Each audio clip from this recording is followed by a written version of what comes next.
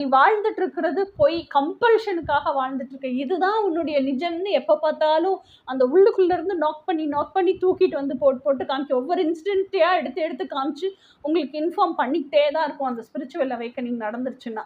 இதுதான் first stage spiritual awakening.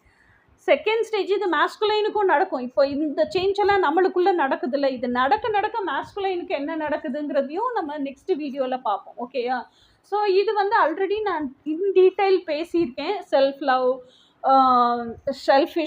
Self love, brain, mind, heart, இதுக்கான connection என்ன, social கண்டிஷன்லேயே வாழ்கிறனால எப்படி செல்ஃபிஷ்னஸ்குள்ளேயே இருக்கிறோம், நம்ம மைண்டுக்காக வாழ ஆரம்பிக்கிறோம், வாழணும் அப்படின்னு நினைக்கும் போது தான் பிரெயின் வந்து செல்ஃப் லவ்க்கு வருது. இதெல்லாம் ஆல்ரெடி நிறைய வீடியோஸில் பேசியிருக்கேன். அதனுடைய லிங்கையும் வேணால் நான் கொடுக்குறேன். ஓகேயா? ஸோ திருப்பி அதே அரைச்சமாகவே அரைக்க விரும்பலை. இந்த வீடியோலையும் அதெல்லாம் நான் பேசுறதுக்கு விரும்பலை. ஸோ இன் ஷார்ட் ஸ்பிரிச்சுவல் அவேக்கனிங்னா என்ன அப்படிங்கிறது உங்களுக்கு கொடுத்துருக்கேன். அடுத்த ஸ்டேஜ் என்ன? ஸ்டேஜ் 2. ஸ்டேஜ் 1 தான் ஸ்பிரிச்சுவல் அவேக்கனிங். ஸ்டேஜ் 2 தி ஹனிமூன் பிளிஸ்.